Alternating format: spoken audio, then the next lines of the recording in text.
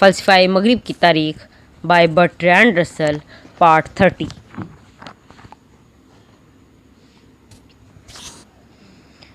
تاہم ایپیکورس کی زندگی کے اہم واقعات کافی یقینی معلوم ہوتے ہیں۔ اس کا باپ غریب شخص تھا جو ایتھنز کی نو آبادی ساموس میں رہتا تھا۔ ایپیکورس 441 تا 42 کافمی میں پیدا ہوا۔ یہ معلوم نہیں کہ اس کی پیدائش ساموس یا اٹیکا میں ہوئی۔ بہرصورت اس کا لڑکپن ساموس میں گزرا۔ وہ کہتا ہے کہ 14 سال کی عمر میں وہ فلسفہ کے مطالعہ کی طرف راغب ہو گیا۔ سکندر کی موت کے لگ بھگ 18 سال کی عمر میں وہ ایتھنز چلا گیا۔ ظاہر ہے کہ اس نے ایسا وہاں کی شہریت حاصل کرنے کے لیے کیا، لیکن جب وہ وہاں تھا ایتھنز کی 9 آبادوں کو ساموس سے نکال دیا گیا۔ ایتھنز کے 9 آبادوں کو وہاں سے نکال دیا گیا۔ 322 کافمیم ایپیکورس کا خاندان ایشیائے کوچک میں پناہ گزین ہو گیا۔ وہ انہیں وہیں جا ملا۔ یا تو اس زمانے میں یا شاید کچھ وقت پہلے اسے طاووس میں ناسیفینیز نامی شخص نے فلسفہ کی تعلیم دی۔ بظاہر یہ شخص ڈیموکریٹس کا پیروکار تھا، اگرچہ اس کا پختہ فلسفہ زیادہ ڈیموکریٹس کا ہی مرہون منت تھا، لیکن اس نے ناسیفینیز کے خلاف نفرت کے سوا اور کبھی کچھ نہیں کہا۔ اس کی طرف اشارہ وہ سخت ہول الفاظ میں کرتا ہے۔ اس نے 311 کافمیم میں اپنے مکتب کی بنیاد رکھی اور پھر 307 کافمیم ایتھنز میں رہا، جہاں وہ 270 تا 71 کافمیم میں چل بسا۔ جوانی میں بہت مشکل زندگی کے بعد ایتھنز میں اسے کچھ اطمینان نصیب ہوا، لیکن وقتاً فوقتاً خرابی صحت باعث آزار بنتی۔ اس کا اپنا گھر اور باغ تھا۔ ظاہر ہے باغ گھر سے علیحدہ تھا۔ اس کے 3 بھائی اور بعض دوسرے لوگ شروع سے ہی اس کے مکتب کے ممبر تھے، لیکن ایتھنز میں اس کا حلقہ وسیع ہو گیا۔ یہ وسعت صرف فلسفہ کے طالب علموں پر مشتمل نہ تھی، بلکہ اس میں اس کے دوست، ان کے بچے، غلام اور رقص و سرور کی تفریح مہیا کرنے والی خواتین بھی شامل تھیں۔ ان خواتین کے باعث اس کے دشمنوں کو الزامات تراشنے کا موقع ملا، لیکن یہ سب بے جواز تھے۔ وہ خالص انسانی دوستی کی غیر معمولی صلاحیت رکھتا تھا۔ وہ اپنی برادری کے ممبران کے چھوٹے بچوں کو خوشگوار خطوط لکھتا۔ وہ اس طرح کی عظمت اور اظہار جذبات پر پابندی کا قائل نہیں تھا، جس کی قدیم فلسفیوں سے توقع کی جاتی تھی۔ ان کے خطوط حیران کن حد تک فطری اور بے ساختہ تھے۔ برادری کی زندگی بہت سادہ تھی، جزوی طور پر اصولوں کے باعث اور جزوی طور پر بلا شبہ روپے کی کمی کے باعث۔ ان کی خوراک اور مشروب بیشتر روٹی اور پانی تھے، جن سے ایپیکورس بہت مطمئن تھا۔ وہ کہتا ہے، جب میں روٹی اور پانی پر زندہ رہتا ہوں تو میں اپنے بدن میں لطف و سرور محسوس کرتا ہوں۔ میں نفس پرست تعیشات پر تھوکتا ہوں، ایسا ان کی وجہ سے نہیں بلکہ ان تکالیف کے باعث جو ان کے نتیجے میں پیدا ہوتی ہیں۔ مالی لحاظ سے برادری کا انحصار رضاکارانہ چندے پر تھا۔ وہ لکھتا ہے، مجھے تھوڑا سا محفوظ کیا ہوا پنیر بھیجیں تاکہ جب میں چاہوں مزہ لے سکوں۔ ایک دوسرے دوست کو لکھتا ہے، اپنی اور اپنے بچوں کی طرف سے نذرانہ بھیجیں تاکہ ہماری مقدس برادری قائم رہ سکے۔ اور پھر صرف وہ چندہ جو مجھے درکار ہے وہ شاگردوں کو بھیجنے کے لیے حکم دیتا، خواہ وہ انتہائی سرد علاقوں کے ہوتے۔ میں تم ہر ایک سے 220 سکے تقریباً 5 پاؤنڈ سالانہ لینا چاہتا ہوں، اور اس سے زیادہ نہیں۔ ایپیکورس تمام عمر صحت کی خرابی کی اذیت میں مبتلا رہا، لیکن اس نے بہت تحمل سے اسے سہنا سیکھ لیا۔ یہ کوئی رواقی نہیں بلکہ وہ تھا جس نے ثابت کیا کہ انسان شکنجے میں بھی خوش رہ سکتا ہے۔ وہ خط، ایک جو اپنی موت کے چند دن پہلے لکھا اور دوسرا جو اپنی موت کے دن لکھا، ظاہر کرتے ہیں کہ وہ یہ رائے رکھنے کا مستحق تھا۔ پہلے میں لکھتا ہے، یہ خط لکھنے سے 7 روز پہلے روک مکمل ہو گئی اور مجھے ایسی تکلیف ہوئی جو انسانوں کو اپنے آخری دن تک لے آتی ہے۔ اگر مجھے کچھ ہوتا ہے تو تم 4 یا 5 سال کے لیے میٹروڈورس کے بچوں کی ضرور دیکھ بھال کرنا، لیکن ان پر اس سے زیادہ خرچ نہ کرنا جتنا تم مجھ پر کرتے ہو۔ دوسرے خط میں لکھتا ہے، آج میری زندگی کی سچی خوشی کے دن، جبکہ میں عین قریب الموت ہوں، میں تمہیں یہ خط لکھ رہا ہوں۔ میرے پتے اور معدے میں تکلیف جاری ہے اور ان کی شدت میں کوئی کمی نہیں ہو رہی، لیکن اس کے برعکس تمہارے ساتھ گفتگو کو یاد کر کے دل میں خوشی محسوس کر رہا ہوں۔ بچپن سے تمہیں میرے اور فلسفے کے ساتھ والہانہ محبت ہے، اس کے حوالے سے میں تم سے توقع رکھتا ہوں کہ تم میٹروڈورس کے بچوں کا ضرور خیال رکھو گے۔ میٹروڈورس، جو اس کے پہلے شاگردوں میں سے ایک تھا، اب مر چکا تھا۔ ایپیکورس نے اپنی وصیت میں اس کے بچوں کے لیے امداد مہیا کی۔ اگرچہ ایپیکورس ایک شریف اور بہت لوگوں کے ساتھ مہربان شخص تھا، لیکن فلسفہ کی جانب اس کے رویے سے اس کے کردار کا مختلف پہلو نظر آتا ہے، خصوصاً ان کی طرف جن کا وہ مرہون احسان تھا۔ وہ کہتا ہے، میں فرض کرتا ہوں کہ یہ شاکر لوگ مجھے سخت خول نوسیفینیز کا شاگرد سمجھتے ہیں اور گمان رکھتے ہیں کہ میں نے چند ایک مے خوار نوجوانوں کے ساتھ اس کی تعلیمات سنی ہوں گی۔ وہ تو ایک برا شخص تھا اور دانائی کی جانب رہنمائی نہیں کر سکتا تھا۔ اس نے ڈیموکریٹس کے احسان کو کبھی تسلیم نہیں کیا تھا، اور لیسیپس کے متعلق تو وہ کہتا تھا کہ کوئی فلسفی تھا ہی نہیں۔ بلا شبہ جس کا مطلب یہ نہیں کہ اس نام کا کوئی شخص نہیں تھا، بلکہ یہ ہے کہ اس نام کا کوئی فلسفی نہیں تھا۔ ڈیوجونس ان تمام فحش الفاظ کی فہرست دیتا ہے جو اس کے خیال میں اس نے اپنے بہت ہی ممتاز پیشروؤں کے ساتھ منسوب کیے تھے۔ دوسرے فلاسفہ کی جانب ایسی عدم رواداری کے علاوہ ایک سنگین غلطی کا مرتکب تھا، اور وہ غلطی آمرانہ اذعانیت تھی۔ اس کے متبعین کو اس قسم کا مسلک سیکھنا ہوتا تھا جس میں انہیں کسی قسم کا سوال یا اعتراض کرنے کی اجازت نہ تھی۔ ان میں سے کسی نے بھی اس فلسفے کے اختتام تک اس سے کوئی اضافہ و ترمیم نہ کی۔ 200 سال کے بعد جب لکریشس نے ایپیکورس کے فلسفہ کو شاعری میں پیش کیا تو جہاں تک سمجھا جاتا ہے اس نے بھی اپنے استاد کے فلسفہ میں کوئی نظریاتی اضافہ نہ کیا۔ جہاں کہیں دونوں میں تقابل ممکن ہے، لکریشس اصلی فلسفہ کے ساتھ گہرا اتفاق کرتا ہے۔ یہ عام خیال کیا جاتا ہے کہ اس کی 300 کتابوں کے ضائع ہو جانے کے باعث جو اس کے متعلق ہمارے علم میں پیدا ہونے والا ممکنہ ہلا تھا، اسے اس نے اس پر کیا تھا۔ چند ایک خطوط، کچھ پارچہ جات اور بنیادی نظریات کے متعلق چند ایک بیانات کے سوا اس کی کوئی تحریر موجود نہیں ہے۔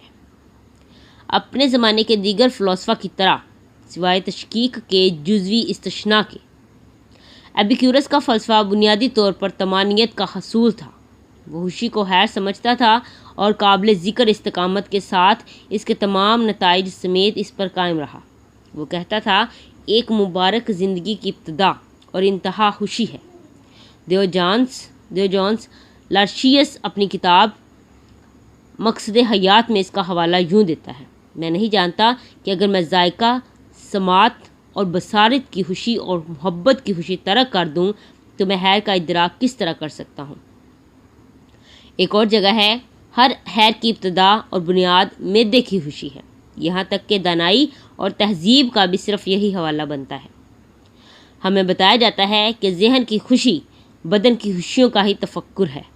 بدنی خوشیوں پر اس کی برتری صرف اس میں ہے کہ ہم تکلیف کی بجائے خوشی کا تفکر کرنا سیکھ لیتے ہیں اور یوں بدنی خوشیوں کی بنسبت ذہنی خوشیوں پر زیادہ قابو حاصل کر لیتے ہیں۔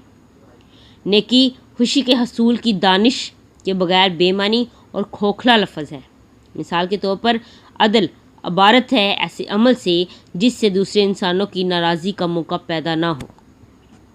یہ خیال ہمیں معاشرے کی ابتدا کے نظریے کی طرف لے جاتا ہے جو عمرانی معاہدے کے نظریے سے مختلف نہیں ہے۔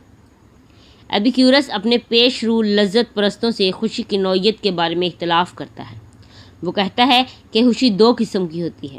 یہ 2 اقسام فاعلی ایکٹیو اور انفعالی پیسیو یا متحرک ڈائنامک اور ساکن اسٹیٹک خوشیاں ہوتی ہیں۔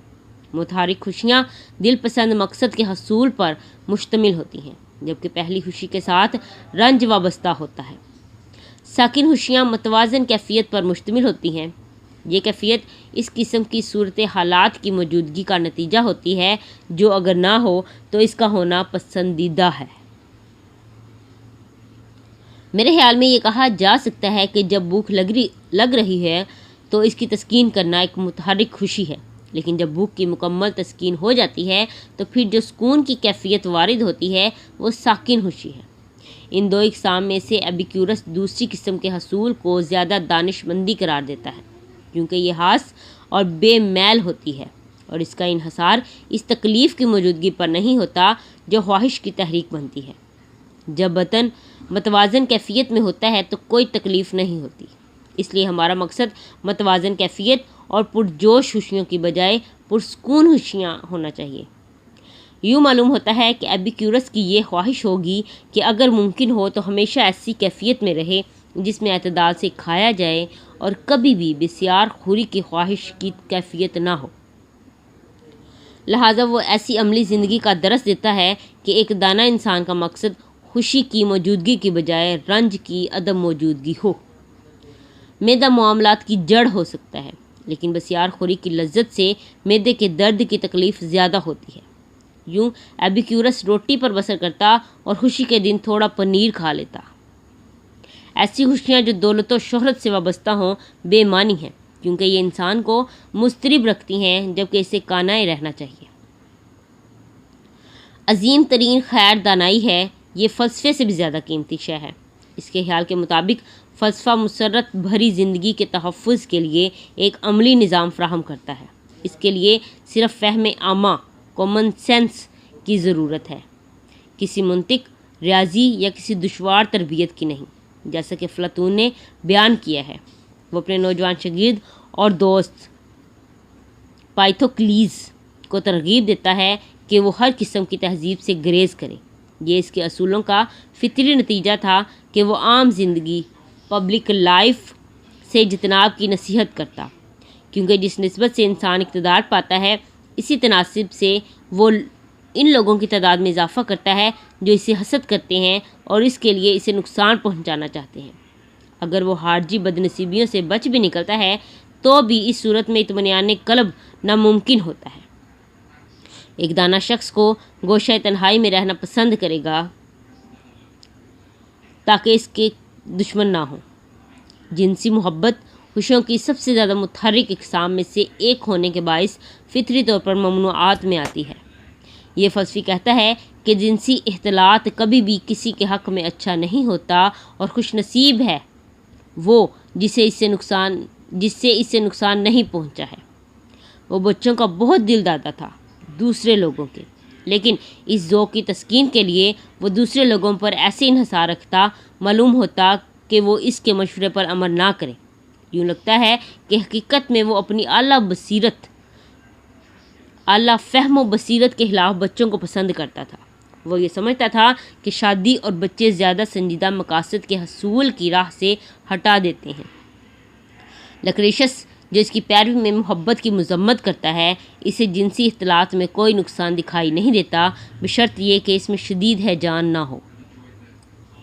ایپیکورس کی رائے میں محفوظ ترین معاشرتی خوشیاں دوستی میں مضمر ہیں۔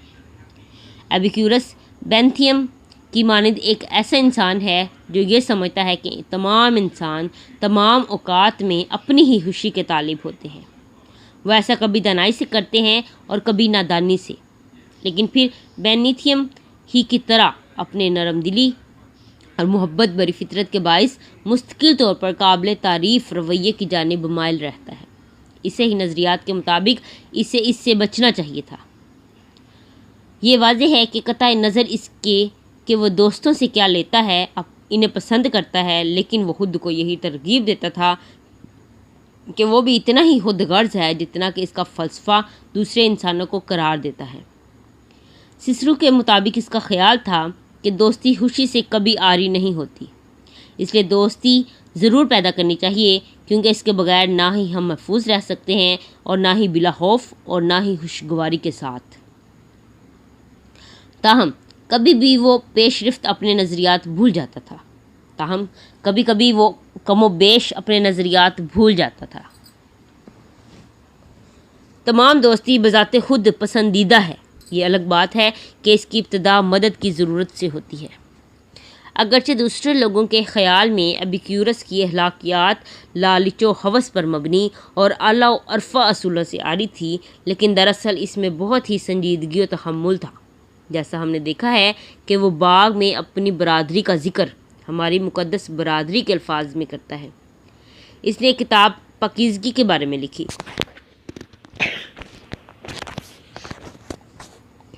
اس میں ایک مذہبی مسلح کی گرم جوشی تھی۔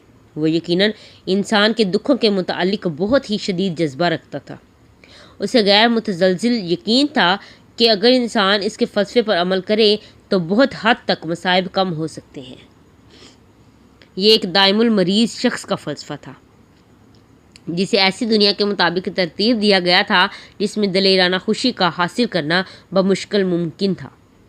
کم کھاؤ کیونکہ بدہضمی کا خوف ہے، کم پیو کیونکہ اگلی صبح کا ڈر ہے، سیاست، محبت اور تمام شدید جذباتی اعمال ترک کر دیں، شادی کر کے اور بچے پیدا کر کے خود کو قسمت کا یرغمال نہ بنائیں، اپنی ذہنی زندگی میں تکلیفوں کی بجائے صرف خوشیوں پر تفکر کیجیے۔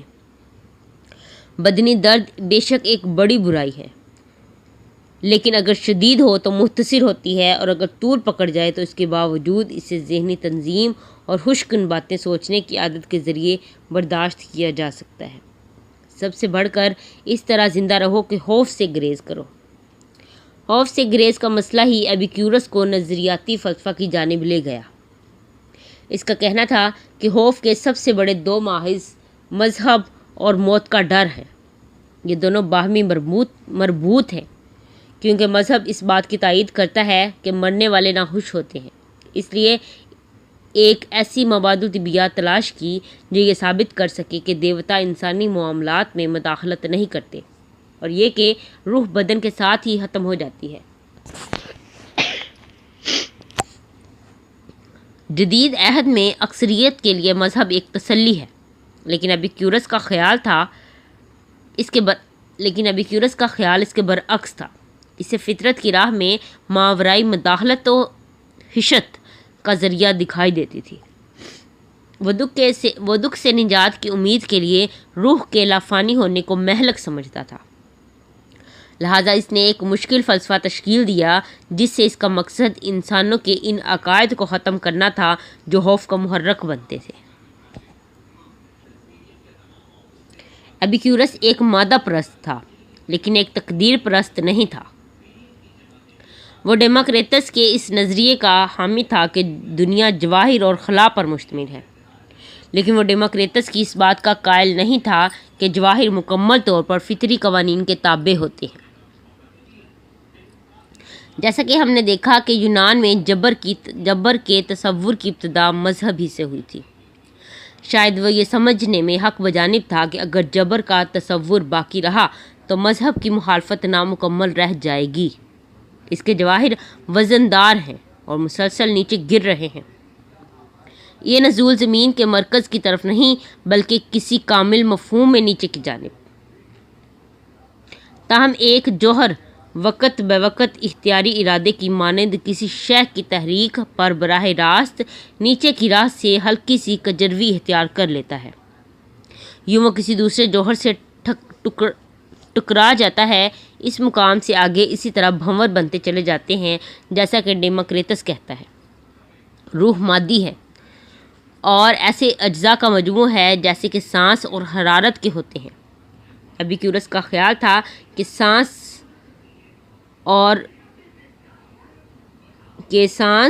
اور باد ہوا سے جوہری طور پر مختلف ہوتے ہیں۔ وہ محض حرکت کرتی ہوا نہیں ہے۔ روح کے جواہر تمام بدن میں پھیلے ہوئے ہیں۔ جب اجسام باریک جھلیوں کو اتار پھینکتے ہیں اور وہ سفر کرتی روح کے جواہر کو چھوتی ہیں تو اس لمس کا نام حس یا احساس ہوتا ہے۔ یہ جھلیاں اس وقت بھی موجود ہو سکتی ہیں جب اجسام جن سے وہ ابتدا میں نکلی تھی خود بھی ختم ہو گئے ہوں۔ یہ عمل خوابوں کی وضاحت کرتا ہے۔ موت پر روح بکھر جاتی ہے اور اس کے جواہر جو بلا شبہ موجود رہتے ہیں مزید احساس کے اہل نہیں رہتے، کیونکہ اب وہ بدن کے ساتھ وابستہ نہیں رہے ہیں۔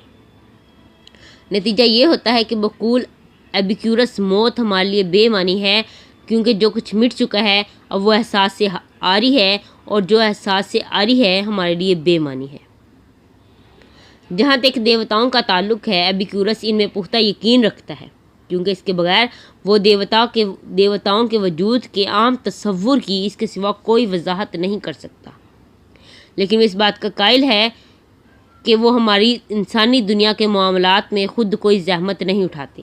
وہ عقلی مسرت پسند ہیں جو اس کے اصولوں کی پیروی کرتے ہیں اور عام زندگی سے لا تعلق رہتے ہیں۔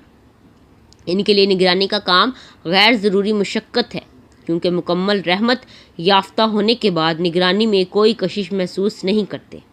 بلا شبہ علم غیب اور پیشین گوئی اور اس طرح کے تمام اعمال صرف ضعیف الاعتقادی ہیں، اور یہ صورت فضل و کرم کے عقیدہ کی ہے۔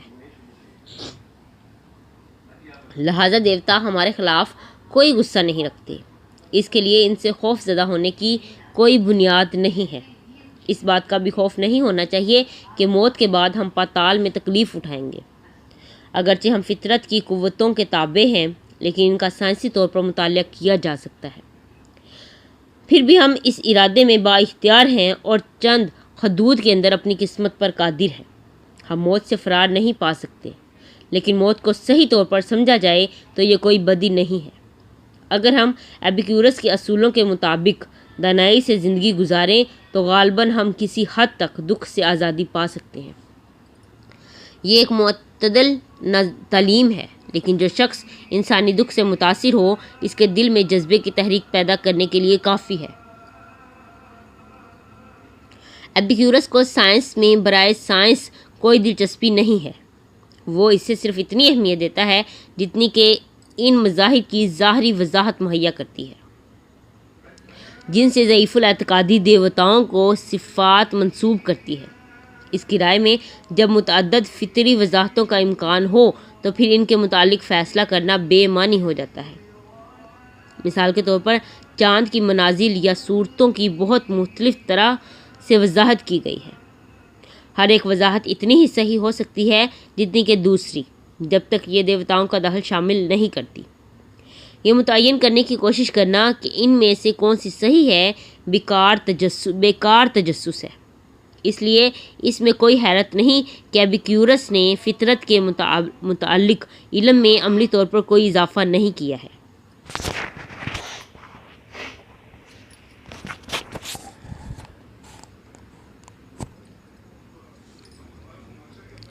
انہوں نے اپنے وقت کے یونانیوں میں بڑھتے ہوئے جادو، علم نجوم اور علم غیب کے رجحان کے خلاف احتجاج کر کے ایک مفید مقصد کی خدمت کی ہے، لیکن اپنے بانی کی مانند وہ ادعانی محدود اور انفرادی مسرت کے علاوہ کسی اور شے میں کھری دلچسپی لینے سے عاری رہے۔ انہوں نے ایپیکورس کے مسلک کو زبانی یاد رکھا۔ جتنی صدیاں بھی یہ مدرسہ چلتا رہا، انہوں نے اس میں کسی قسم کا کوئی اضافہ نہ کیا۔ ایپیکورس کا صرف ایک ہی ممتاز شاگرد شاعر لیکریشس تھا، جو لیس سیزر کا ہم اثر تھا۔ رومن ریپبلک کے آخری دنوں میں آزادی فکر فیشن بن گیا تھا، اور ایپیکورس کے نظریات تعلیم یافتہ لوگوں میں بہت مقبول تھے۔ شہنشاہ آگسٹس نے قدیم نیکی اور قدیم مذہب کا احیاء متعارف کرایا، جس کے باعث لیکریشس کی نظم اشیاء کی نوعیت غیر مقبول ہو گئی، اور تحریک احیاء علوم کی یہی صورت رہی۔ قرون وسطیٰ میں اس کا صرف ایک مسودہ بچا، اور یہ بھی بڑی مشکل سے متعصب لوگوں سے بچ پایا۔ کسی اور عظیم شاعر کو خود کو تسلیم کرانے کے لیے بمشکل ہی اتنا طویل عرصہ لگا ہوگا، لیکن جدید عہد میں اس کی خوبیوں کو دنیا بھر میں تسلیم کیا گیا ہے۔ مثال کے طور پر لیکریشس اور بنجامن فرینکلن شیلے کے مقبول مصنفین تھے۔ اس کی نظم ایپیکورس کا فلسفہ پیش کرتی ہے۔ اگرچہ دونوں ایک ہی نظریے کے قائل ہیں مگر ان کے مزاج بہت مختلف ہیں۔ لیکریشس جذباتی انسان تھا اور اسے ضرورت تھی کہ وہ ایپیکورس کی نسبت دانائی کی تحریک کو ترغیب زیادہ زور سے دے۔ اس نے خودکشی کر لی۔ اسے کبھی کبھی پاگل پن کا دوڑا بھی پڑتا۔ بعض کہتے ہیں کہ اس کا سبب محبت کے دکھ تھے یا مشروب کی محبت کے اتفاقی اثرات تھے۔ وہ ایپیکورس کو نجات دہندہ سمجھتا تھا۔ وہ اسی شخص کے حق میں مذہبی شدت کی زبان پسند کرتا ہے جسے وہ مذہب کو پامال کرنے والا سمجھتا ہے۔ جب حیات انسانی دھرتی پر اوندے منہ پڑی تھی اور صاف دکھائی دیتا تھا کہ مذہب کے ظلم کے نیچے کچلی اور مسلی جا رہی تھی، تو اس دوران جس نے اوپر آسمانی بلندیوں سے اپنا چہرہ ظاہر کیا اور نگاہیں نیچے کر کے فانی انسان کے دکھوں کو دیکھا، وہ پہلا یونانی تھا جس نے اس کی فانی نگاہوں واس کے خلاف دیکھنے کا حوصلہ دیا۔ وہ پہلا شخص تھا جو اس کے مقابلہ کرنے کے لیے اٹھ کھڑا ہوا۔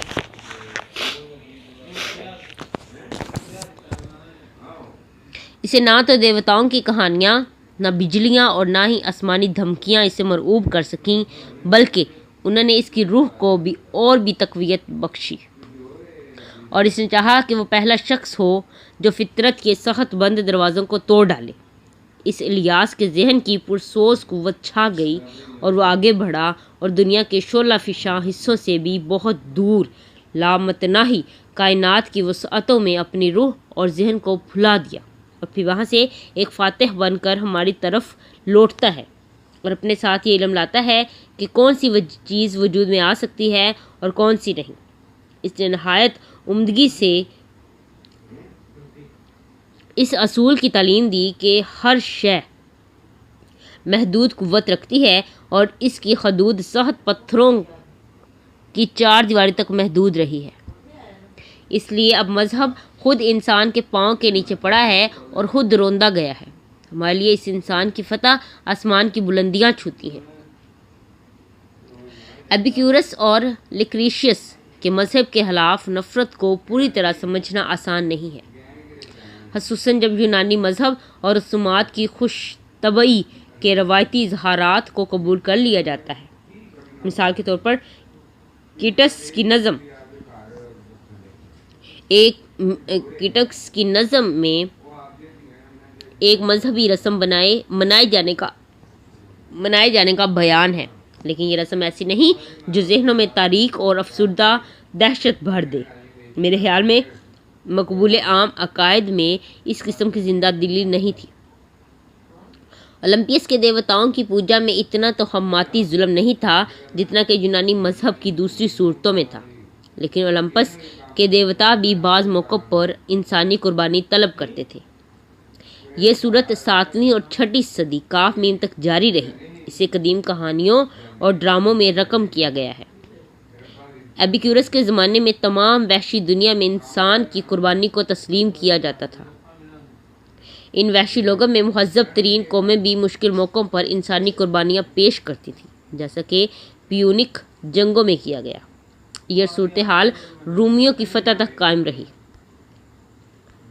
جیسا کہ جین ہیریسن نے نہایت ہی قائل کر دینے والے انداز میں لکھا ہے کہ یونانیوں میں زیوس اور اس کے خاندان کے سرکاری مسلکوں کے علاوہ دیگر قدیم ترین اعتقادات بھی پائے جاتے تھے جن سے کم و بیش وحشی رسومات وابستہ تھیں۔ انہیں کسی حد تک عارفی مت میں شامل کر لیا گیا تھا جو مذہبی مزاج رکھنے والے لوگوں پر غالب آ گیا تھا۔ بعض اوقات خیال کیا جاتا تھا کہ جہنم کا تصور عیسائیوں کی اختراع ہے، لیکن ایسا سوچنا غلط ہے۔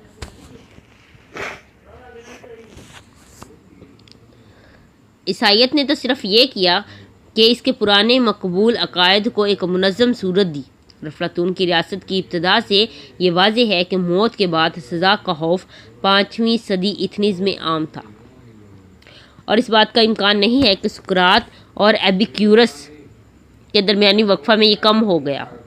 میں تعلیم یافتہ اقلیت کا نہیں بلکہ عام لوگوں کا ذکر کر رہا ہوں۔ اس وقت یہ بات یقیناً عام تھی کہ بیماریوں، زلزلوں جنگ میں شکستوں اور دوسری آفات کو دیوتاؤں کی ناراضی اور فال و شگون کے عدم احترام سے منسوب کیا جاتا تھا۔ میرے خیال میں یونانی ادب اور فن عام عقائد کے متعلق غالباً بہت ہی گمراہ کن ہے۔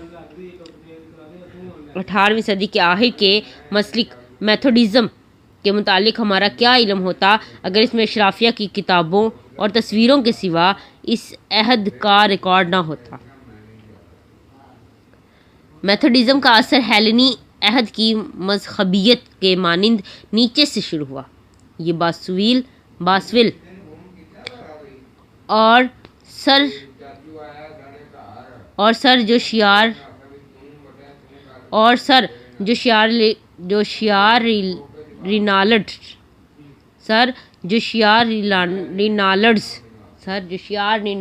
رینالڈز کے زمانے میں پہلے ہی طاقتور ہو چکا تھا۔